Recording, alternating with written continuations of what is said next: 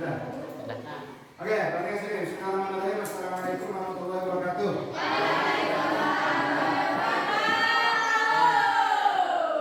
Gimana kabarnya anak-anak semua? Sudah sarapan dari pagi?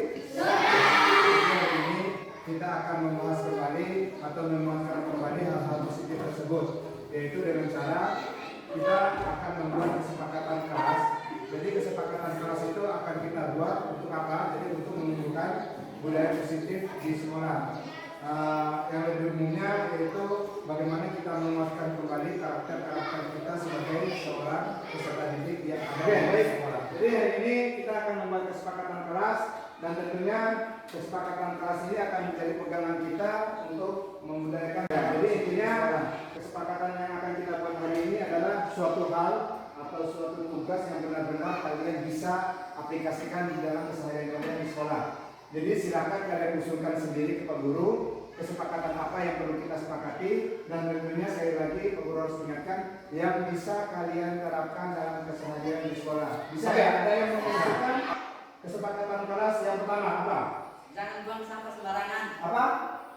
Ulangi. Jangan buang sampah sembarangan. Oke, Pak Guru itu jangan buang sampah sembarangan. Oke, siap, bagus, terima kasih. Yang kedua apa lagi? Ada lagi? Siapa? Oke, saling menghormati. Yang ketiga apa lagi? Disiplin. Disiplin, siap. Disiplin. Apa lagi? Dinda. Berempati. Berempati. Oke. Selanjutnya kelima, ada yang terus apa?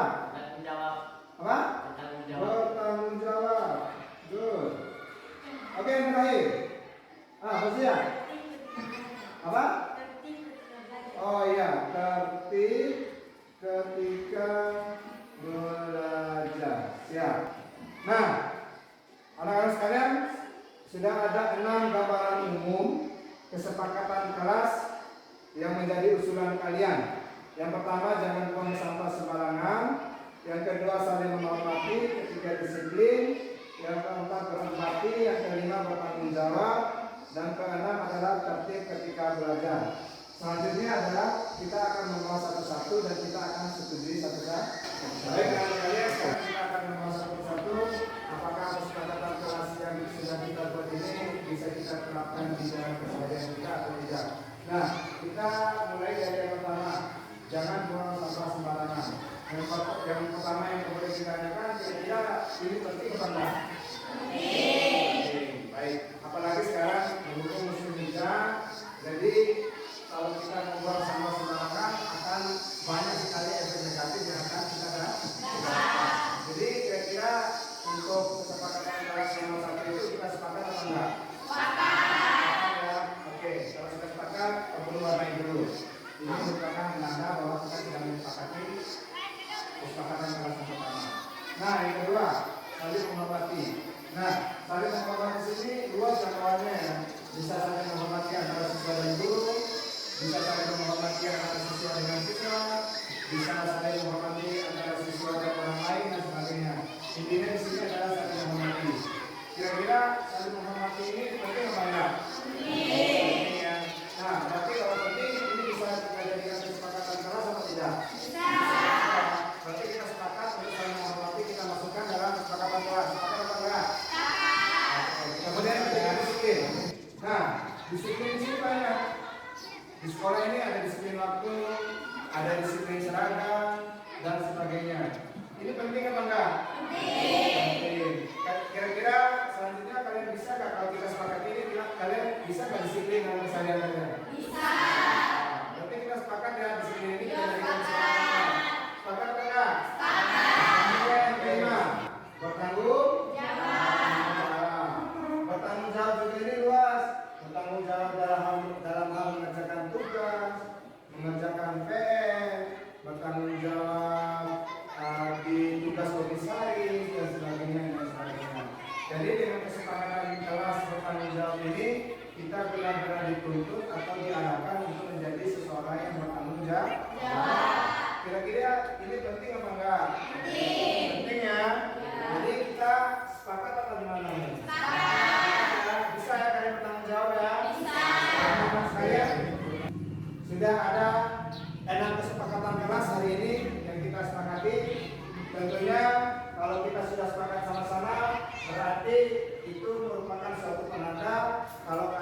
sanggup, kalau kalian sanggup dan mampu untuk melakukan hal-hal positif seperti yang tertera dalam kesepakatan kelas kalian. Yang pertama, mulai hari ini kalian tidak boleh lagi membuang sampah sembarangan. Yang kedua, mulai hari ini kalian harus sudah saling menghormati, saling menghormati teman, saling menghormati terutama guru kalian. Kemudian yang ketiga, di dalam sekolah kalian harus disiplin waktu, disiplin seragam dan sebagainya. Kemudian yang keempat, kalian harus pandai dan belajar berempati. Kemudian yang kelima, kalian hari ini harus bisa menjadi orang yang bertanggung jawab. Dan yang tertib, maka yang terakhir, kalian harus tertib ketika melakukan pembelajaran di dalam kelas. Oke anak-anak sekalian, Pak Guru rasa ini suatu hal yang sangat positif sekali dan tentunya akan mengarahkan kita menjadi orang yang lebih baik lagi sesuai dengan tujuan pendidikan di negara kita.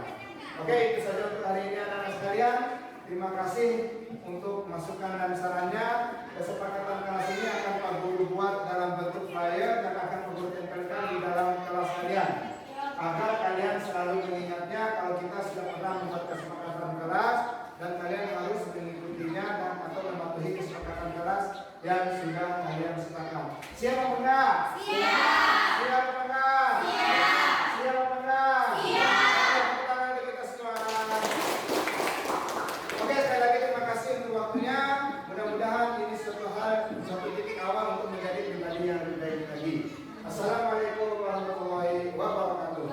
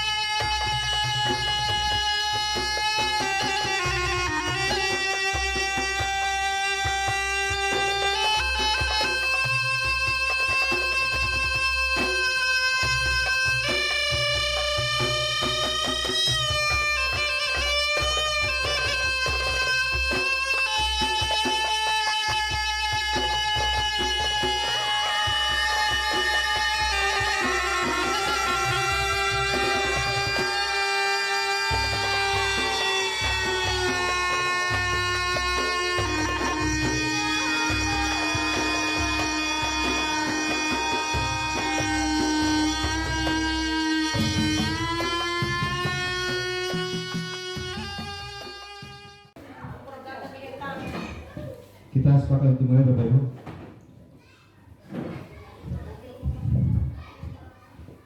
Baik, bismillahirrahmanirrahim. Assalamualaikum warahmatullahi wabarakatuh. Alhamdulillahirabbil alamin. Shalatu wassalamu ala asyrofil anbiya'i wal mursalin wa ala alihi wa ashabihi ajmain, amma ba'd. Bapak Kepala Sekolah yang kami hormati, rekan-rekan guru yang kami banggakan dan kami muliakan. Pertama-tama mari kita memanjatkan dan puji syukur kita atas kepada Allah Subhanahu wa taala yang sampai dengan hari ini tidak bosan-bosannya melimpahkan rahmat dan hidayahnya kepada kita semua, sehingga pada pagi yang cerah ini kita masih diberikan kekuatan dan kesehatan untuk berkumpul di sini dalam rangka untuk mencari tahu bersama, mencari solusi bersama terkait dengan penurunan karakter serta penurunan kualitas budaya positif yang ada di sekolah kita, Bapak Ibu. Jadi kegiatan ini merupakan salah satu kegiatan wajib kami selaku calon guru penggerak pada program guru penggerak yang kami ikuti selama 9 bulan, Bapak Ibu. Jadi ini merupakan tugas akhir kami di modul 1. Jadi kami harus bisa mampu menyebutkan pemahaman kami terkait atau berbagi pemahaman kami terkait budaya positif untuk kita terapkan di sekolah untuk menguatkan karakter peserta didik tentunya. Nah, kegiatan ini kami tarik judul penguatan karakter peserta didik melalui penerapan budaya positif sesuai dengan profil pelajar Pancasila. Jadi ada 3 poin yang akan kami diskusikan di sini Bapak Ibu. Yang pertama yang sudah kami warnai merah, penguatan karakternya, karena memang sasarannya di sini adalah penguatan karakter peserta didik. Kemudian kedua, budaya positif. Jadi budaya positif ini merupakan media. Jadi kami sebut sebagai media. Jadi media untuk menguatkan karakter. Kemudian yang ketiga, profil pelajar Pancasila. Jadi karakter yang ingin kami sasar atau tuju di sini adalah bagaimana siswa bisa atau mampu berkarakter sesuai dengan profil pelajar Pancasila. Tapi Bapak Ibu yang kami banggakan, sebelum kami masuk ke materi kami minta kesediaan Bapak Kepala SMP 12 Kota Bima untuk memberikan sambutan sekaligus membuka kegiatan ini secara resmi. Nanti setelah Bapak Kepala Sekolah membuka secara resmi, maka akan menyampaikan materi terkait dengan budaya positif ini. Untuk mempersingkat waktu, kami persilakan kepada Bapak Kepala Sekolah, Bapak Muhammad Ali Akbar, Sarjana Pendidikan. Ya, terima kasih kepada Bapak Hidayatul Rahman, Sarjana Pendidikan Guru. Assalamualaikum warahmatullahi wabarakatuh. Alhamdulillahirabbil alamin. Innal hamdalillah nahmaduhu wa nasta'inuhu wa nastaghfiruh wa na'udzu billahi min shururi anfusina wa min sayyiati a'malina may yahdihillahu fala mudilla lahu wa may yudlil fala hadiya lahu. Asyhadu an la ilaha illallah wa asyhadu anna Muhammadan abduhu wa rasuluh. Allahumma sholli ala sayyidina Muhammad wa ala alihi wa sahbihi ajma'in. Amma ba'du. Bapak Ibu sekalian, pertama-tama marilah kita panjatkan puji syukur kehadirat Allah Subhanahu wa taala. Shalawat serta salam tidak lupa kita aturkan pada junjungan alam Nabi Allah Muhammad sallallahu alaihi wasallam. Semoga kita umatnya senantiasa menjalankan segala risalahnya, mendapat syafaat di yaumil akhir nanti. Amin amin ya rabbal alamin. Bapak Ibu sekalian, hari ini kita berkumpul di sini dalam rangka mendengarkan salah satu bentuk kegiatan dari salah seorang guru hebat kita, yakni Bapak Hidayatul Rahman, Sarjana Pendidikan, dengan program calon guru penggeraknya. Kemudian beliau ini angkatan ketiga Bapak Ibu, dan pada kesempatan kali ini beliau ingin memaparkan salah satu bentuk penalaran pembelajaran sesuai dengan Permendikbud nomor 20 tahun 2018 tentang penguatan karakter Bapak Ibu. Di masa-masa pandemi seperti ini, karakter itu amat penting kita giatkan Bapak Ibu. Sudah banyak dekadensi moral terjadi baik di antara para guru, para siswa, dan ini harus segera kita hindari Bapak Ibu, kita hilangkan. Dan kami amat bangga dengan Bapak Hidayatul Rahman, Sarjana Pendidikan Guru, yang mau mencoba merubah pola pikir kita, pola pikir peserta didik kita di SMP Negeri 12 Kota Bima ini menjadi lebih maju, lebih berkarakter, menjadi pelajar-pelajar yang pelajar Pancasila Bapak Ibu. Tanpa panjang lebar lagi, dengan mengucap Bismillahirrahmanirrahim, mari sama-sama kita buka kesempatan kegiatan ini. Sama-sama baca basmalah. Bismillahirrahmanirrahim. Terima kasih. Saya kembalikan pada Bapak Hidayatul Rahman. Baik, terima kasih kepada Bapak Kepala SMP 12 Kota Bima, Bapak Muhammad Ali Akbar, Sarjana Pendidikan. Ya, baik Bapak Ibu, seperti yang kami sampaikan di awal, jadi pada kesempatan kali ini kami akan mencoba mengupas sedikit tentang bagaimana menguatkan karakter peserta didik melalui penerapan budaya positif sesuai dengan profil pelajar Pancasila. Jadi beberapa hal ini merupakan beberapa materi yang kami dapatkan di dalam kegiatan guru penggerak Bapak Ibu. Jadi tujuan dari kegiatan ini Bapak Ibu, ataupun yang pertama latar belakang kenapa kami mengangkat judul seperti tadi Bapak Ibu. Jadi yang pertama latar belakangnya yaitu terkikisnya karakter peserta didik. Jadi kita bisa lihat bersama Bapak Ibu di lingkungan sekolah kita akhir-akhir ini benar-benar jadi karakter peserta didik itu sudah menipis. Sudah tidak ada lagi karakter-karakter yang bisa kita banggakan sesuai dengan keinginan dan tujuan pendidikan dari negara kita.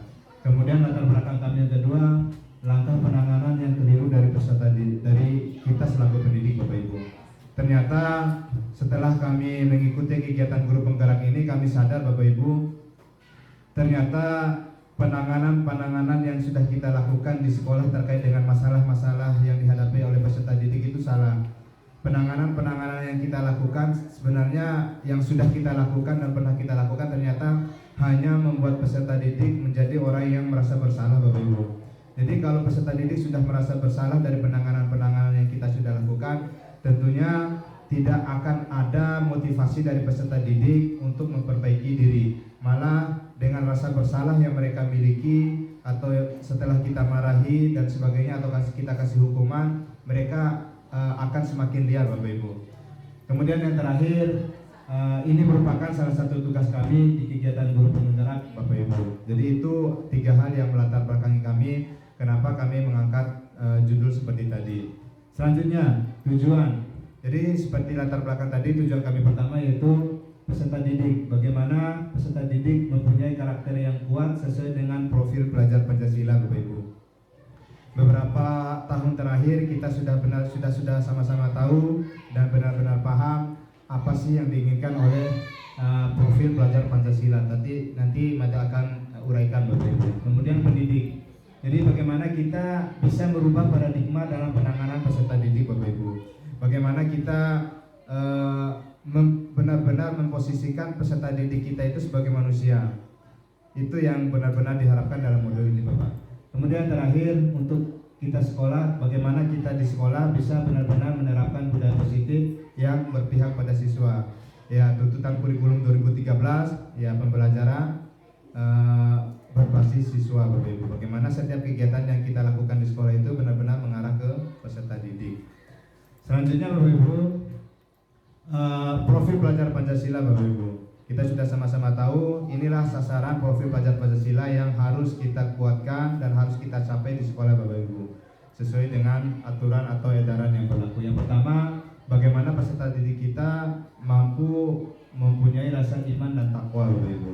Kemudian yang kedua, bagaimana peserta didik kita mampu mandiri. Kemudian yang ketiga, bagaimana peserta didik kita bisa bernalar kritis Bapak Ibu. Kemudian yang ketiga, bagaimana siswa mampu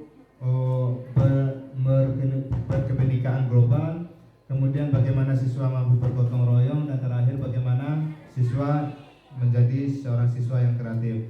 Jadi ini merupakan 6 profil pelajar Pancasila yang sekarang sedang digencar-gencarkan oleh Menteri Pendidikan kita Bapak Ibu. Jadi sasaran perubahan mulai dari program Merdeka yang dikeluarkan oleh beliau, entah itu Merdeka Belajar, Merdeka RPP dan Merdeka lainnya, itu sasarannya ini. Jadi bagaimana peserta didik kita ini mempunyai atau menguatkan profil mereka sesuai dengan 6 profil pelajar Pancasila. Oke, kemudian lanjut.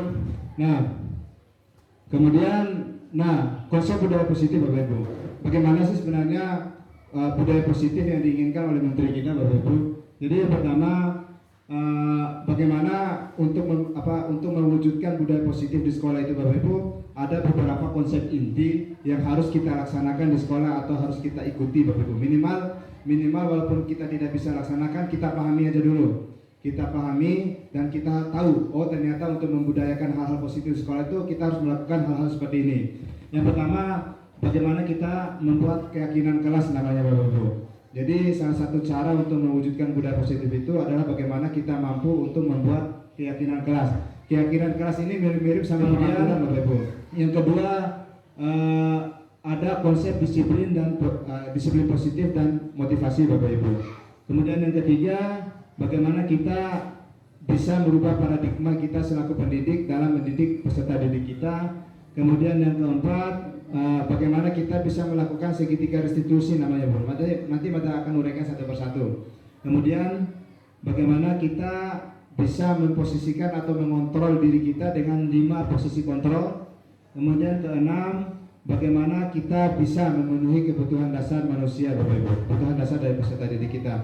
Jadi untuk membudayakan hal-hal positif demi meningkatkan karakter atau mendapatkan karakter yang baik dari peserta didik, kita benar-benar diarahkan untuk memahami dan mengaplikasikan 6 item hal ini, Bapak Ibu. Ini umumnya aja. Nah, mari akan uraikan satu persatu, Bapak Ibu. Yang pertama terkait dengan perubahan paradigma, Bapak Ibu. Jadi bagaimana kita diarahkan itu, Bapak Ibu, sejauh ini kan kita melaksanakan atau menangani masalah di sekolah itu dengan paradigma stimulus respon. Jadi kalau ada sebab pasti ada akibat. Ya, seperti itu. Ada kesalahan pasti dihukum. Ada prestasi, ada hadiah, seperti itu. Tapi sekarang kita diarahkan bagaimana kita mengarahkan hal-hal baik di sekolah itu dengan menggunakan teori kontrol, Bapak Ibu.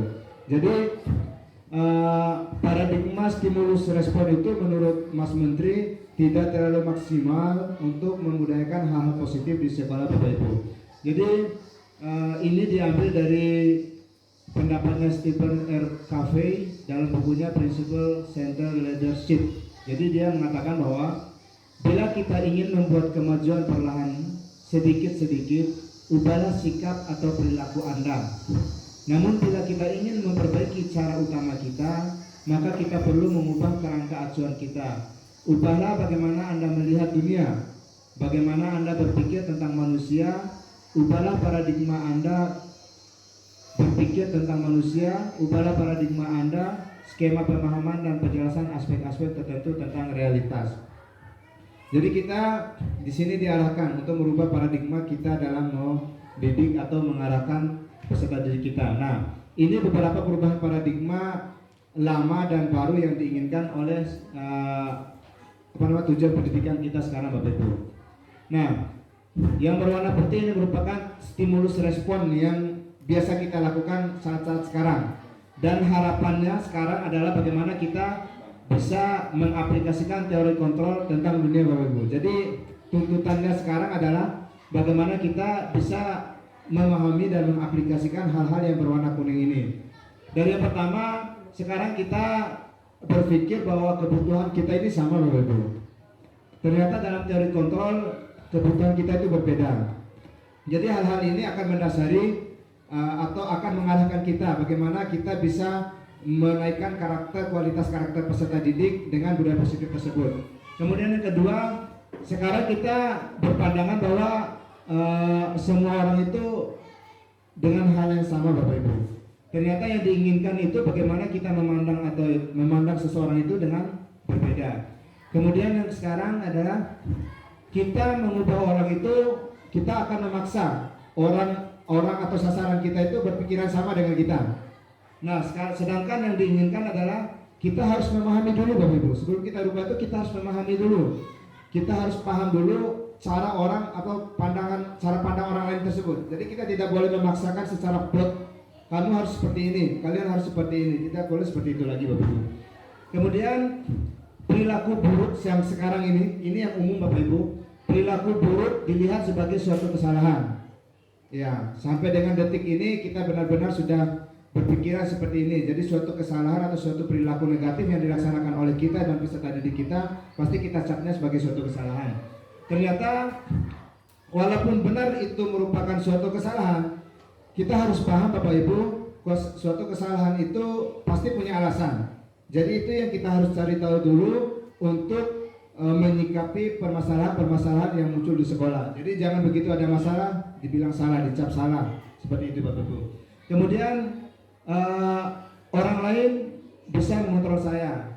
Jadi sebenarnya tidak. Yang bisa mengontrol diri kita pribadi itu, Bapak Ibu, hanya diri kita sendiri.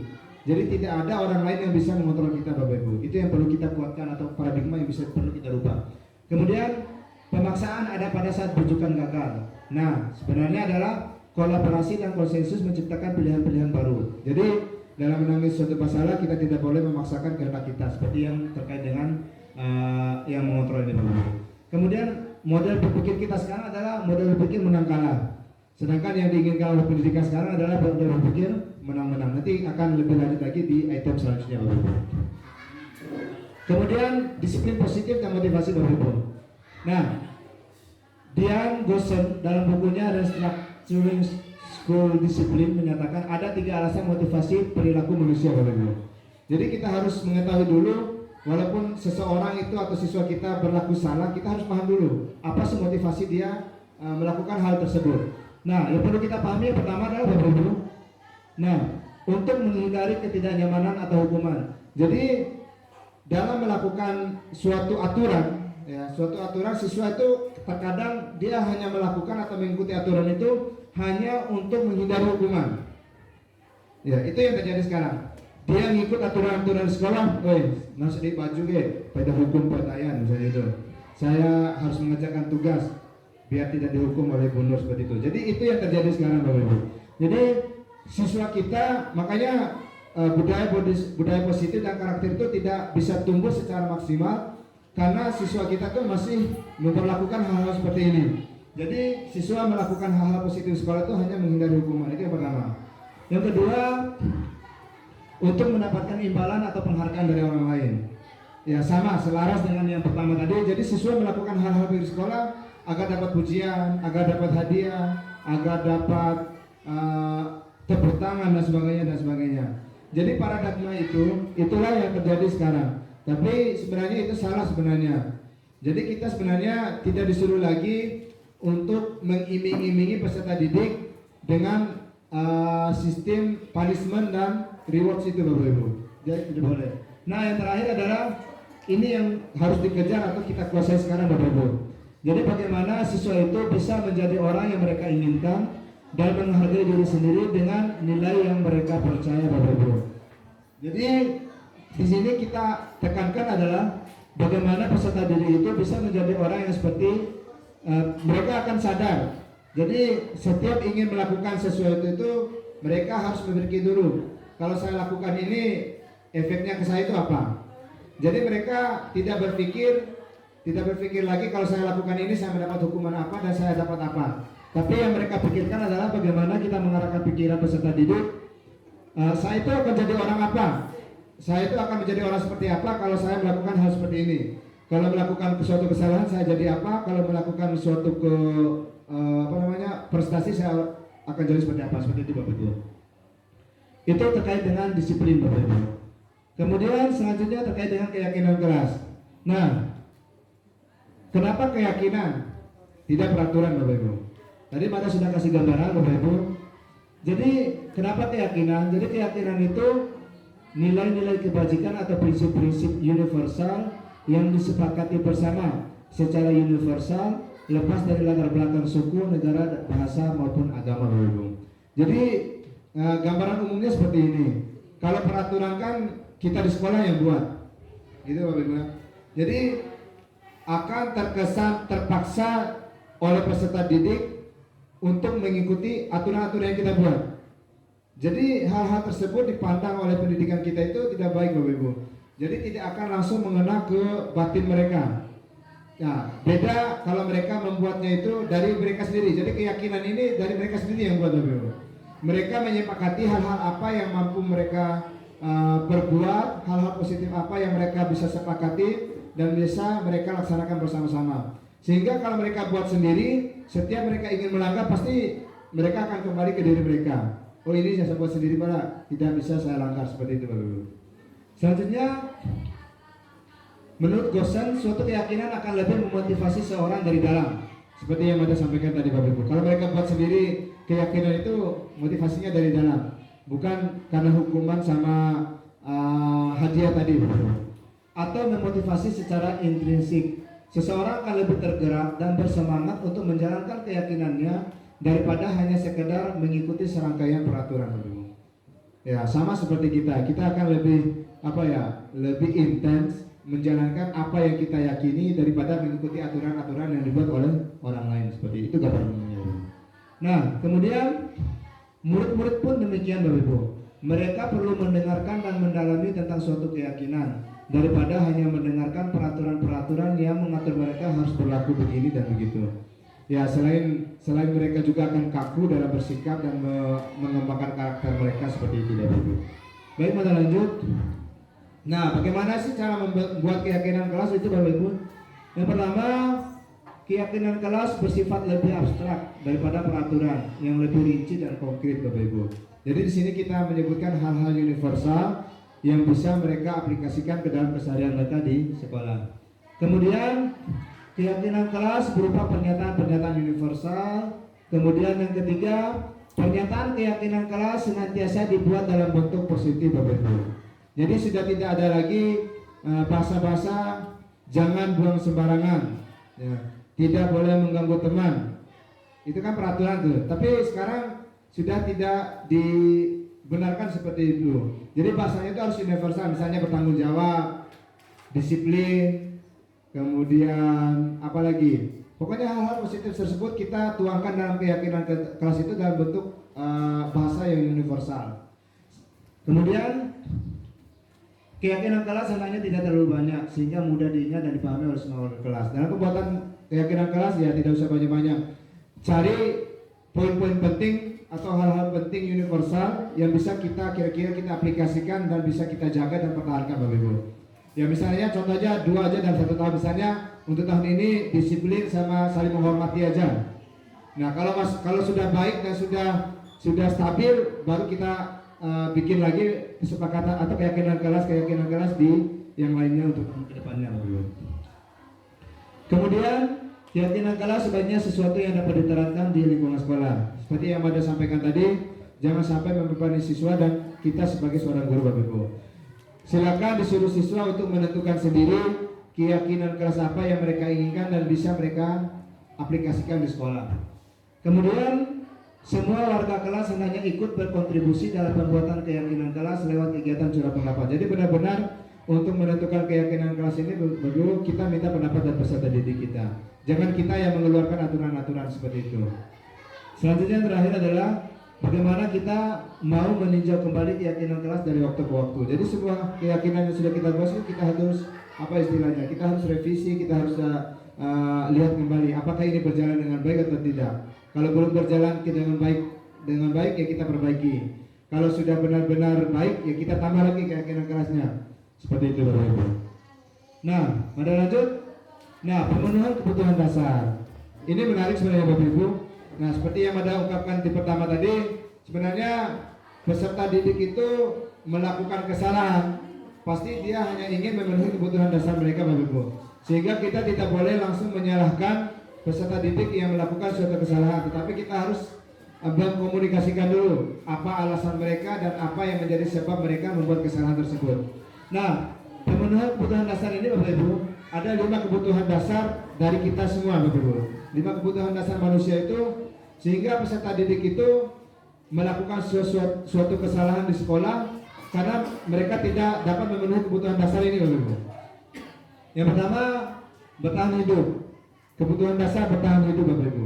Jadi ada beberapa kesalahan, mungkin dia lapar, mungkin warna kejadian, misalnya di sekolah itu wehan penghalengan atau wehana inonolengan seperti itu, wehan pitilengan. Nah mungkin dia ingin memenuhi kebutuhannya bertahan hidup Bapak Ibu. Jadi di situ kita harus benar-benar cari tahu dulu apa sebab dia melakukan kesalahan tersebut. Tidak boleh kita langsung hukum. Kemudian kebutuhan antara cinta dan kasih sayang atau diterima. Mungkin aku umangka tiwara dom Tuhan pembeli tiwara aman ini yang biasa terjadi di sekolah kita. Jadi kadang arah di sekolahnya biasa paham kolenga, mungkin dia kurang kasih sayang di rumah. Jadi itu yang perlu kita pahami. Kemudian kebutuhan dasar penguasaan. Jadi siswa kita tuh kadang butuh pengakuan atas kemampuan. Begitu Bapak. Jadi kadang dalam suatu pembelajaran di sekolah atau di kelas Bapak Ibu ada anak kita yang tidak mengerjakan PR. Tapi di luar itu Bapak Ibu, ada prestasi dari anak itu yang bisa kita kuatkan sebagai peningkatan karakternya dia. Jadi ketika siswa kita melakukan kesalahan seperti itu, ada hal yang mendasari. Kemudian ada kebutuhan kebebasan Bapak Ibu. Jadi menentukan pilihan. Jadi kadang ada peserta didik yang melakukan kesalahan ini karena memang dia tidak bebas atau merasa terkekang Bapak Ibu. Kemudian dia butuh kesenangan Bapak Ibu.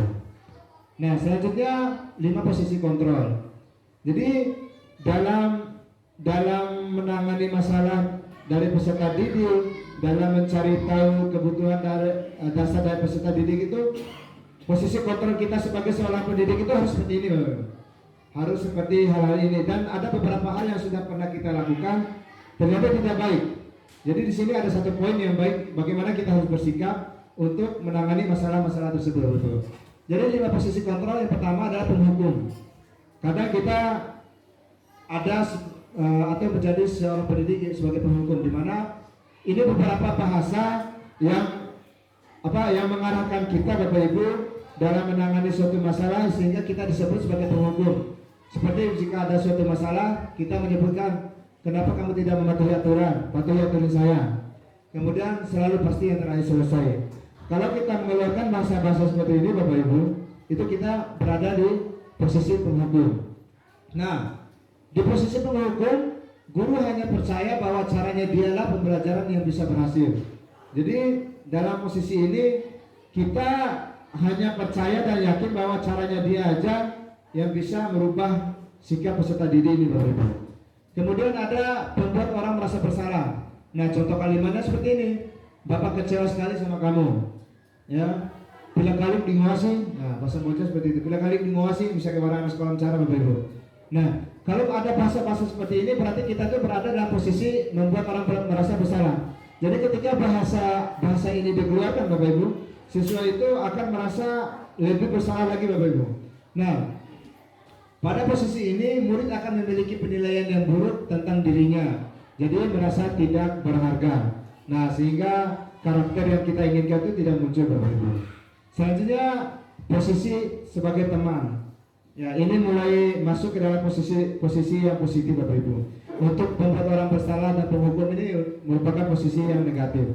Nah, jika ada suatu siswa kita yang melakukan suatu kesalahan, ini merupakan posisi positif tahap awalnya, betul. Jadi kita bisa memposisikan diri kita sebagai seorang teman. Bagaimana memposisikan diri kita sebagai teman? Kita bisa menggunakan bahasa-bahasa, ayolah bantu Bapak, nah ya, jangan berbuat seperti ini. Kemudian ya sudah, tidak apa-apa, nanti Bapak bantu, seperti itu. Tapi ini sudah baik seperti itu, ini sudah kita bisa terapkan. Tapi masih ada kekurangannya, Bapak Ibu. Kekurangannya adalah murid benar-benar akan hanya bertindak pada guru tertentu saja. Misalnya mata memposisikan teman hanya pada mata aja, dia merasa seperti itu. Pada guru yang lain dia akan tetap seperti biasanya, Bapak Ibu. Jadi tidak ada perubahan secara merata. Kemudian 5 posisi yang keempat adalah monitor atau pemantau, Bapak Ibu. Nah, dalam posisi monitor, bahasa yang biasa kita keluarkan itu, Bapak Ibu, apa yang sudah kamu lakukan, konsekuensinya apa. Jadi kita menarik kembali benang merah dari kesalahan yang mereka lakukan, Bapak Ibu. Jadi benang merah itulah yang akan kita carikan solusi, Bapak Ibu. Nah, dalam posisi ini, jadi guru hanya mengandalkan data saja untuk mengontrol siswa. Jadi tidak maksimal, Bapak Ibu. Nah, posisi apa yang baik, Bapak Ibu? Jadi posisi yang baik dalam mengatasi suatu masalah itu adalah kita harus bertindak sebagai seorang manajer. Nah, bagaimana sih contoh bahasanya sebagai seorang manajer itu, Bapak Ibu? Nah, jadi kita kembalikan lagi. Kalau kita sudah buat kesepakatan, kita tanyakan kembali ke siswa itu, apa yang pernah kita sepakati. Kemudian apa mau memperbaiki atau bagaimana, betul-betul. Jadi dengan posisi manajer kita merangkul kembali ke peserta didik kita itu. Kita tanyakan kembali, kita ingatkan kembali terkait dengan keyakinan kelas yang sudah kita buat, seperti itu, Bapak. Nah, pada posisi manajer langsung guru membimbing murid untuk mengatur dirinya. Jadi di situ kita mengolah atau mengatur atau mengarahkan peserta didik kembali ke jalan yang baik, Bapak. Nah, selanjutnya, ini satu hal yang bisa kita lakukan sebagai seorang manajer, Bapak Ibu. Jadi sebagai seorang manajer, untuk mengatasi suatu masalah itu kita harus melakukan segitiga restitusi, namanya, Bapak Ibu. Nah, apa aja sih bagian dari segitiga restitusi itu, Bapak Ibu? Nah, ini gambar dari segitiga restitusi. Jadi ada 3 hal atau 3 item kegiatan yang bisa kita lakukan dalam kegiatan restitusi segitiga restitusi ini, Bapak Ibu. Yang pertama, bagaimana kita harus dalam penanganan masalah ini, Bapak Ibu. Jadi dalam menangani suatu masalah kita harus menstabilkan identitas dari peserta didik dulu, Bapak Ibu. Nah, ada beberapa pertanyaan yang bisa kita pakai untuk menstabilkan peserta didik, Bapak Ibu. Yang pertama, misalnya kita ungkapkan ke peserta didik, Jadi setiap orang itu pernah melakukan kesalahan. Jadi kita kuatkan peserta didik itu, sehingga peserta didik itu tidak merasa orang yang tidak berguna seperti yang sudah Mata sampaikan tadi. Tidak merasa menyalahi diri mereka sendiri seperti tadi Bapak Ibu. Kemudian kita bisa ungkapkan, sebenarnya bukan kamu satu-satunya yang pernah melakukan ini. Jadi dengan bahasa-bahasa ini peserta didik secara tidak langsung akan mengembalikan karakter-karakter mereka yang sudah hilang itu Bapak Ibu. Kemudian kita melakukan kegiatan validasi tindakan yang salah Bapak Ibu. Nah setelah kita melakukan penstabilan identitas, kita validasi tindakan yang salah tersebut Bapak Ibu. Jadi di sini ada beberapa kalimat yang bisa kita gunakan untuk validasi tindakan yang salah ini. Yang pertama, seperti tadi, kamu pasti punya alasan kenapa berbuat seperti ini. Kemudian, adakah cara yang lebih efektif untuk mendapatkan apa yang kamu butuhkan seperti ini? Ini terkait dengan pemenuhan kebutuhan dasar tadi Bapak Ibu. Jadi bahasa-bahasa inilah yang perlu kita gunakan dalam pemecahan suatu masalah atau jika ada siswa yang melanggar Bapak Ibu. Kemudian yang terakhir adalah bagaimana kita bisa menanyakan keyakinan dari peserta didik tersebut. Nah, kita kembalikan ke keyakinan kelas yang sudah kita sepakati tadi. Jadi keyakinan kelas apa yang telah kita sepakati, sehingga siswa itu akan kembali mengingat lagi kesepakatan apa yang sudah mereka berbuat.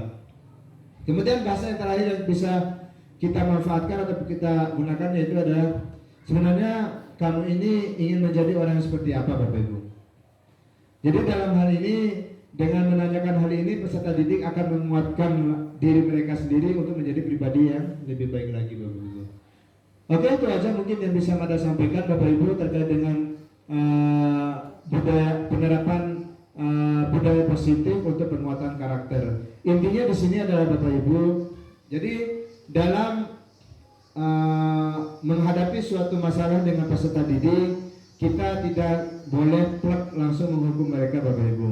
Intinya di situ. Jadi kita harus tanyakan dulu apa sebab mereka, kebutuhan apa yang mereka inginkan, dan kita harus mengkomunikasikan dengan mereka itu dengan baik dan bijak.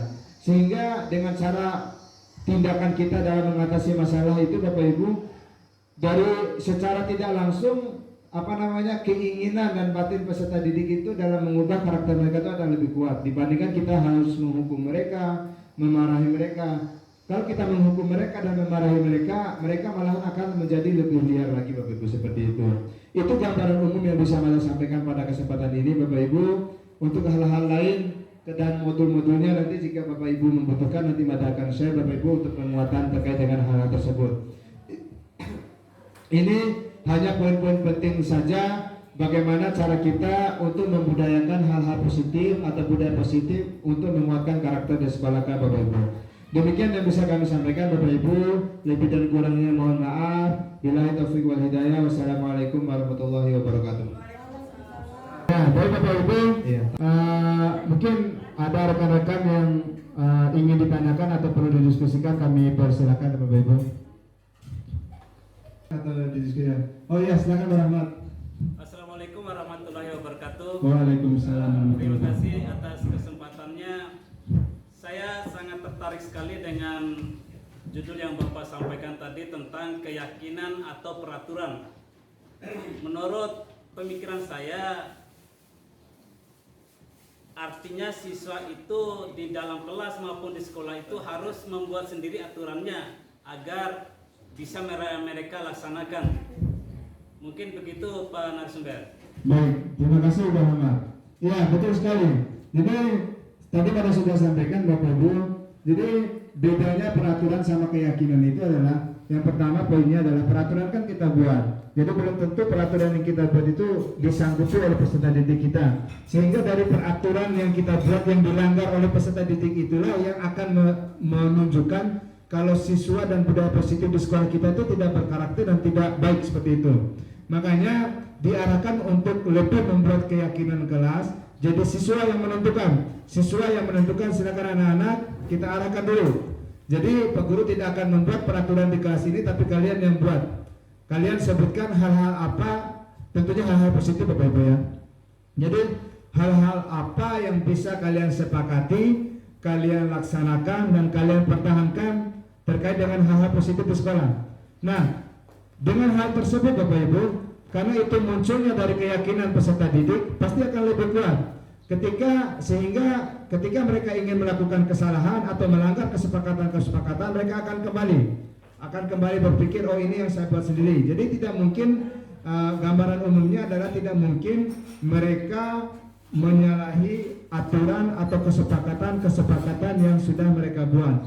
Mereka akan lebih, kalaupun mereka melanggar, mereka akan lebih merasa bersalah, Bapak Ibu. Walaupun tanpa kita hukum atau tanpa kita marahi, mereka secara tidak langsung akan lebih merasa bersalah daripada mereka melanggar aturan-aturan yang kita buat. Jadi ketika mereka berbuat salah, kita arahkan seperti tadi, Bapak Ibu, kita melakukan segitiga restitusi itu, Bapak Ibu. Jadi kita mengkomunikasikan dengan menggunakan teknik segitiga restitusi itu, jadi mereka akan lebih kuat lagi dalam penanaman karakternya. Seperti itu, Bapak Ibu.